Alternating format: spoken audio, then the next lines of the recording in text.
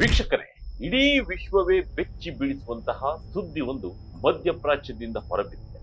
ಈ ವಾರಾಂತ್ಯದಲ್ಲಿ ಅಂದರೆ ಶನಿವಾರ ಅಥವಾ ಭಾನುವಾರದಂದೇ ಅಮೆರಿಕ ಇರಾನ್ ಮೇಲೆ ಭೀಕರ ದಾಳಿ ನಡೆಸುವ ಸಾಧ್ಯತೆ ದಟ್ಟವಾಗಿದೆ.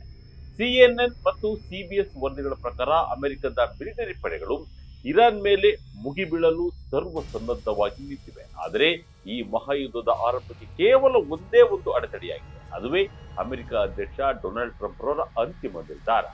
ಎಸ್, ಈಗಾಗಲೇ ಮಧ್ಯಪ್ರಾಚ್ಯದಲ್ಲಿ ಅಮೆರಿಕ ತನ್ನ ಬಲಶಾಲಿ ಯುದ್ಧ ನೌಕೆಗಳು, ಫೈಟರ್ ಜೆಟ್ಗಳು ಮತ್ತು ಬಾಂಬರ್ಗಳನ್ನ ಜಮಾವಣೆ ಮಾಡಿದ್ದು ಟ್ರಂಪ್ ರವರ ಗ್ರೀನ್ ಸಿಗ್ನಲ್ಗಾಗಿ ಕಾಯುತ್ತಿದೆ. ಹಾಗಾದ್ರೆ ನಿಜಕ್ಕೂ ಅಮೆರಿಕ ಇರಾನ್ ಮೇಲೆ ಬಾಂಬ್ ಹಾಕಲಿದೆಯಾ? ಶ್ವೇತಭವನದಲ್ಲಿ ನಡೆಯುತ್ತಿರುವ ರಹಸ್ಯ ಮೀಟಿಂಗ್ಗಳು ಏನು? ಇರಾನ್ ಪ್ರತಿತಂತ್ರ ಹೇಗಿರುತ್ತೆ? ಡೀಟೇಲ್ ಆಗಿ ನೋಡೋಣ ಬನ್ನಿ.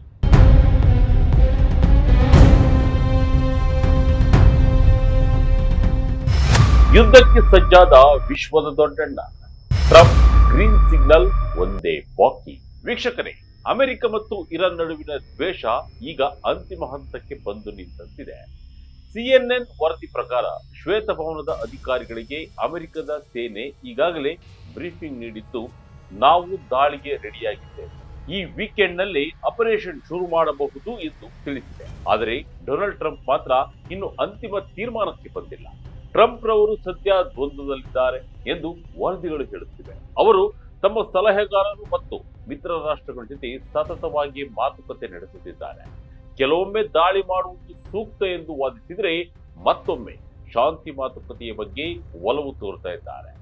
ಅಧ್ಯಕ್ಷರು ಈ ಬಗ್ಗೆ ಬಹಳ ಸಮಯದಿಂದ ಯೋಚಿಸುತ್ತಿದ್ದಾರೆ, ಆದರೆ ಇನ್ನು ಅಂತಿಮ ಬಟನ್ ಒತ್ತುವ ನಿರ್ಧಾರ ಮಾಡಿಲ್ಲ ಎಂದು ಶ್ವೇತಭವನದ ಮೂಲಗಳು ತಿಳಿಸಿವೆ. 2018ರಲ್ಲಿ ತಮ್ಮ ಮೊದಲ ಅವಧಿಯಲ್ಲಿ ಟ್ರಂಪ್ ರವರು ಪರಮಾಣು ಒಪ್ಪಂದವನ್ನ ಮುರಿದು ಹಾಕಿದ್ದರು. ಅಂದಿನಿಂದ ಇರಾನ್ ಜೊತೆಗಿನ ಸಂಬಂಧ ಹಳಸುತ್ತಲೇ ಬಂದಿದೆ. ಈಗ ಹೊಸ ಒಪ್ಪಂದಕ್ಕೆ ಇರಾನ್ ಒಪ್ಪದಿದ್ದರೆ ಸೇನಾ ಕಾರ್ಯಾಚರಣೆ ಅನಿವಾರ್ಯ ಎಂದು ಟ್ರಂಪ್ ಪದೇ ಪದೇ ಎಚ್ಚರಿಸ್ತಾ ಇದ್ದಾರೆ. ಅಮೆರಿಕದ ಬೃಹತ್ ಸೇನಾ ಜಮಾವಣೆ ಇಡೀ ವಿಶ್ವಕ್ಕೆ ಶಾಕ್ ಕೊಟ್ಟ ಅಮೆರಿಕ. ಇರಾನ್ ಮೇಲೆ ದಾಳಿ ನಡೆಸಲು ಅಮೆರಿಕ ಮಾಡಿಕೊಂಡಿರುವ ತಯಾರಿ ಸಾಮಾನ್ಯವಾದುದಲ್ಲ. ಸದ್ಯಕ್ಕೆ ಮಧ್ಯಪ್ರಾಚ್ಯದ ನೀರಿನಲ್ಲಿ ಅಮೆರಿಕದ ಬರೋಬ್ಬರಿ 13 ಯುದ್ಧ ನೌಕೆಗಳು ಬೀಡು ಬಿಟ್ಟಿವೆ.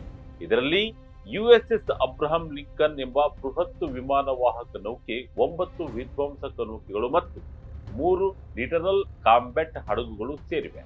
ಇಷ್ಟೇ ಅಲ್ಲದೆ ಜಗತ್ತಿನಲ್ಲೇ ಅತಿ ದೊಡ್ಡ ವಿಮಾನ ವಾಹಕ ನೌಕೆಯಾದ ಯುಎಸ್ಎಸ್ ಜೆರಾಲ್ಡ್ ಆರ್ ಫೋರ್ಡ್ ಕೂಡ ಕೆರಿಬಿಯನ್ ಸಮುದ್ರದಿಂದ ಅಟ್ಲಾಂಟಿಕ್ ಸಾಗರ ದಾಟಿ ಮಧ್ಯಪ್ರಾಚ್ಯದ ಕಡೆ ವೇಗವಾಗಿ ಧಾವಿಸುತ್ತಿದೆ. ಅಧ್ಯಕ್ಷ ಟ್ರಂಪ್ ರವರೇ ಖುದ್ದಾಗಿ ಈ ಆದೇಶ ನೀಡಿದ್ದಾರೆ. ಒಂದೇ ಪ್ರದೇಶದಲ್ಲಿ ಅಮೆರಿಕದ 2 ಬೃಹತ್ ವಿಮಾನ ವಾಹಕ ನೌಕೆಗಳು ಜಮಾವಣೆಗೊಳ್ಳುವುದು ತೀರಾ ಅಪರೂಪ ಮತ್ತು ಇದು ಯುದ್ಧದ ಗಂಭೀರ ಮುನ್ಸೂಚನೆಯಾಗಿದೆ. ಕಳೆದ ವರ್ಷ ಇಸ್ರೇಲ್ ಇರಾನ್ ಮೇಲೆ ದಾಳಿ ನಡೆಸಿದಾಗಲೂ ಇದೇ ರೀತಿ 2 ನೌಕೆಗಳನ್ನ ನಿಯೋಜಿಸಲಾಗಿತ್ತು ಎಂಬುದನ್ನ ನಾವಿಲ್ಲಿ ಸ್ಮರಿಸಬಹುದು. ಆಕಾಶ ಮಾರ್ಗದಲ್ಲೂ ಅಮೆರಿಕದ ಹದ್ದಿನ ಕಣ್ಣಿದೆ. ಫ್ಲೈಟ್ ರಾಡರ್ 24 ಮಾಹಿತಿ ಪ್ರಕಾರ ಅತ್ಯಾಧುನಿಕ F-22 ರಾಪ್ಟರ್ ಸ್ಟೆಲ್ತ್ ಫೈಟರ್ಗಳು, F-15 ಮತ್ತು F-16 ಯುದ್ಧ ವಿಮಾನಗಳು ಇರಾನ್ ಗಡಿಯ ಸುತ್ತ ಗಸ್ತು ತಿರುಗುತ್ತಿವೆ. ಇವುಗಳಿಗೆ ಇಂಧನ ತುಂಬಲು KC-135 ರಿಫ್ಯೂಲಿಂಗ್ ವಿಮಾನಗಳು ಮತ್ತು ಕಣ್ಗೌಲಿಗಾಗಿ E-3 ಸೆಂಟ್ರಿ ವಿಮಾನಗಳು ಹಗಲು ರಾತ್ರಿ ಕಾರ್ಯನಿರ್ವಹಿಸುತ್ತಿವೆ. ಅಮೆರಿಕ ಒಂದು ದೀರ್ಘಕಾಲದ ಮತ್ತು ದೊಡ್ಡ ಮಟ್ಟದ ಕಾರ್ಯಾಚರಣೆಗೆ ಅಡಿಪಾಯ ಹಾಕಿದೆ ಎಂಬುದು ಇದರಿಂದ ಸ್ಪಷ್ಟವಾಗುತ್ತಿದೆ.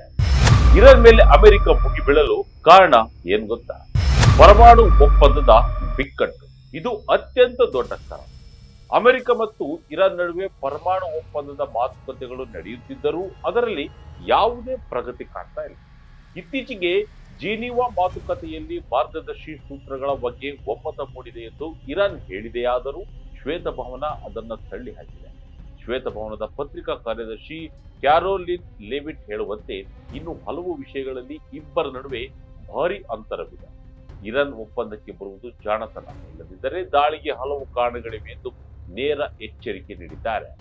ಟ್ರಂಪ್ ರವರಿಗೆ ಹೊಸ ಒಪ್ಪಂದ ಬೇಕಿದೆ, ಇಲ್ಲದಿದ್ದರೆ ಅವರು ಇರಾನ್ ಆಡಳಿತವನ್ನೇ ಬದಲಿಸುವ ಯೋಚನೆಯಲ್ಲಿದ್ದಾರೆ. ಇರಾನ್ನಲ್ಲಿನ ಪ್ರತಿಭಟನೆಗಳು. ಇರಾನ್ನಲ್ಲಿ ಆರ್ಥಿಕ ಸಂಕಷ್ಟದ ವಿರುದ್ಧ ಆರಂಭವಾದ ಪ್ರತಿಭಟನೆಗಳು ಈಗ ಇಸ್ಲಾಮಿಕ್ ರಿಪಬ್ಲಿಕ್ ಆಡಳಿತದ ವಿರುದ್ಧದ ಚಳುವಳಿಯಾಗಿ ಮಾರ್ಪಟ್ಟಿವೆ. ಈ ಪ್ರತಿಭಟನೆಗಳನ್ನು ಹತ್ತಿಕ್ಕಲು ಇರಾನ್ ಸರ್ಕಾರ ಬಲ ಪ್ರಯೋಗ ಮಾಡಿ ಸಾವಿರಾರು ಜನರನ್ನ ಕೊಂದಿದೆ ಎಂಬ ಆರೋಪವಿದೆ. ಇದನ್ನ ಗಂಭೀರವಾಗಿ ಪರಿಗಣಿಸಿರುವ ಟ್ರಂಪ್ ಪ್ರತಿಭಟನಾಕಾರರನ್ನ ಕೊಂದರೆ ಅಮೆರಿಕ ಸುಮ್ಮನಿರುವುದಿಲ್ಲ, ನಿಮಗೆ ಸಹಾಯ ಬರುತ್ತಿದೆ ಎಂದು ಇರಾನಿಯರಿಗೆ ಭರವಸೆ ನೀಡಿದ್ದಾರೆ. ಕಳೆದ ತಿಂಗಳು 800 ಮರಣದಂಡನೆಗಳನ್ನ ತಡೆ ಹಿಡಿಯಲಾಗಿದೆ ಎಂದು ತಿಳಿದು ದಾಳಿ ನಿರ್ಧಾರವನ್ನ ಮುಂದೂಡಲಾಗಿತ್ತು. ಆದರೆ ಈಗ ಮತ್ತೆ ಬೆದರಿಕೆ ಶುರುವಾಗಿದೆ.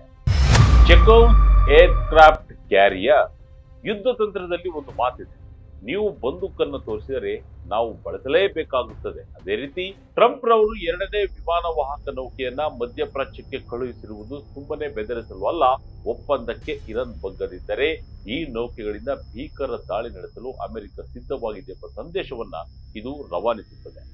ಡೀಲ್ ಆಗದಿದ್ದರೆ ಯುದ್ಧ ಖಚಿತ ಎಂಬ ಎಚ್ಚರಿಕೆಯ ಗಂಟೆಯನ್ನ ಜೋರಾಗಿ ಬಾರಿಸ್ತಾ ಇದೆ. ಇಸ್ರೇಲ್ ಒತ್ತಡ. ಅಮೆರಿಕದ ಮಿತ್ರ ರಾಷ್ಟ್ರ ಇಸ್ರೇಲ್ ಕೂಡ ಇರಾನ್ ಮೇಲೆ ಯುದ್ಧ ಮಾಡಲು ತುದಿಗಾಲಲ್ಲಿ ನಿಂತಿದೆ. ವರದಿಗಳ ಪ್ರಕಾರ ಇಸ್ರೇಲ್ ಪ್ರಧಾನಿ ಬೆಂಜಮಿನ್ ನೇತನ್ಯಾಹು ಮತ್ತು ಟ್ರಂಪ್ ರವರು ನಿರಂತರ ಸಂಪರ್ಕದಲ್ಲಿದ್ದಾರೆ. ಕೇವಲ ಸಣ್ಣ ಪುಟ್ಟ ದಾಳಿಗಳಲ್ಲ, ಇರಾನ್ ಮೇಲೆ ದೊಡ್ಡ ಮಟ್ಟದ ಯುದ್ಧಕ್ಕೆ ಇಸ್ರೇಲ್ ಸಿದ್ಧವಾಗಿದೆ. ಇರಾನ್ ಮೇಲೆ ಹೊಸ ಆರ್ಥಿಕ ನಿರ್ಬಂಧಗಳನ್ನು ಹೇರಲು ಮತ್ತು ಅಗತ್ಯವಿದ್ದರೆ ಒಟ್ಟಾಗಿ ಸೇನಾ ಕಾರ್ಯಾಚರಣೆ ನಡೆಸಲು ಈ ಇಬ್ಬರು ನಾಯಕರು ಒಪ್ಪಂದ ಮಾಡಿಕೊಂಡಿದ್ದಾರೆ ಎಂದು ಹೇಳಲಾಗುತ್ತಿದೆ. ತೈಲ ಮಾರುಕಟ್ಟೆಯ ಅನುಕೂಲ. ಸಾಮಾನ್ಯವಾಗಿ ಯುದ್ಧವಾದರೆ ಪೆಟ್ರೋಲ್ ಡೀಸೆಲ್ ಬೆಲೆ ಗಗನಕ್ಕೇರುತ್ತದೆ ಎಂಬ ಭಯವಿರುತ್ತದೆ. ಆದರೆ ಸದ್ಯದ ಪರಿಸ್ಥಿತಿ ಹಾಗಿಲ್ಲ. ಜಾಗತಿಕ ಮಾರುಕಟ್ಟೆಯಲ್ಲಿ ತೈಲ ಪೂರೈಕೆ ಚೆನ್ನಾಗಿದ್ದು ಬೆಲೆಗಳು ಸ್ಥಿರವಾಗಿವೆ. ಆಕ್ಸಿಯೋಸ್ ವರದಿಯ ಪ್ರಕಾರ ಒಂದು ವೇಳೆ ಇರಾನ್ ಮೇಲೆ ದಾಳಿ ನಡೆದರೂ ತೈಲ ಬೆಲೆಯಲ್ಲಿ ಭಾರಿ ಏರಿಕೆಯಾಗುವ ಸಾಧ್ಯತೆ ಕಡಿಮೆ. ಇರಾನ್ನ ರಫ್ತು ನಿಂತರೂ ಜಗತ್ತಿಗೆ ತೊಂದರೆಯಾಗದಂತಹ ಪರಿಸ್ಥಿತಿ ಇರುವುದರಿಂದ ಟ್ರಂಪ್ ರವರು ದಾಳಿಗೆ ಮುಂದುವರೆಸಲು ಇದೊಂದು ಸ್ಟ್ರಾಟಜಿಕ್ ವಿಂಡೋ ಅಥವಾ ಸುಸಂದರ್ಭವಾಗಿದೆ ಎಂದು ಹೇಳಲಾಗಿದೆ. ಇರಾನ್ ಆಡಳಿತದ ದೌರ್ಬಲ್ಯ. ಇರಾನ್ನ ಸರ್ವೋಚ್ಚ ನಾಯಕ ಅಯತೊಲ್ಲಾ ಅಲಿ ಖಮೇನಿ ರವರ ನೇತೃತ್ವದ ಸರ್ಕಾರ ಹಿಂದೆಂದಿಗಿಂತಲೂ ಈಗ ದುರ್ಬಲವಾಗಿದೆ. ಆಂತರಿಕ ಪ್ರತಿಭಟನೆಗಳು ಮತ್ತು ಕಳೆದ ವರ್ಷ ಇಸ್ರೇಲ್ ಹಾಗೂ ಅಮೆರಿಕ ನಡೆಸಿದ ದಾಳಿಗಳಿಗಿಂತ ಇರಾನ್ ಜರ್ಜರಿತವಾಗಿದೆ. ಈಗ ಅಮೆರಿಕ ದಾಳಿ ಮಾಡಿದರೆ ಇರಾನ್ ದೊಡ್ಡ ಮಟ್ಟದಲ್ಲಿ ಪ್ರತಿದಾಳಿ ನಡೆಸುವ ಶಕ್ತಿ ಹೊಂದಿಲ್ಲ ಎಂದು ಅಮೆರಿಕದ ಗುಪ್ತಚರ ಇಲಾಖೆ ಭಾವಿಸಿದೆ. ಇರಾನ್ನ ಕೈಗಳು ಕಟ್ಟಲ್ಪಟ್ಟಿರುವ ಈ ಸಮಯವನ್ನೇ ಬಳಸಿಕೊಂಡು ಟ್ರಂಪ್ ದೊಡ್ಡ ಹೊಡೆತ ನೀಡಲು ಮುಂದಾಗಬಹುದು. ಒಟ್ಟಾರೆಯಾಗಿ ಹೇಳುವುದಾದ್ರೆ ಮಧ್ಯಪ್ರಾಚ್ಯದ ಆಕಾಶದಲ್ಲಿ ಯುದ್ಧದ ಕಾರ್ಮೋಡ ದಟ್ಟವಾಗಿ ಆವರಿಸಿದೆ. ಅಮೆರಿಕದ ಸೇನೆ ತನ್ನೆಲ್ಲ ಅತ್ಯಾಧುನಿಕ ಅಸ್ತ್ರಗಳೊಂದಿಗೆ ಸಜ್ಜಾಗಿ ನಿಂತಿದೆ. ಇನ್ನು ಒಂದು ವಾರದಲ್ಲಿ ಅಮೆರಿಕ ದಾಳಿ ಮಾಡುತ್ತೆ ಎಂದು ಸುದ್ದಿ ಹರಿದಾಡ್ತಾ ಇದೆ. ಟ್ರಂಪ್ ನಿರ್ಧಾರದ ಮೇಲೆ ಎಲ್ಲವೂ ನಿಂತಿದೆ. ಅಮೆರಿಕ ಸೇನೆ ಮಾತ್ರ ಎಲ್ಲದಕ್ಕೂ ಸಿದ್ಧವಾಗಿ ನಿಂತಿದ್ದು, ಇತ್ತ ಇರಾನ್ ಕೂಡ ಅಮೆರಿಕಕ್ಕೆ ಎಚ್ಚರಿಕೆಯನ್ನ ಕೊಟ್ಟಿದೆ.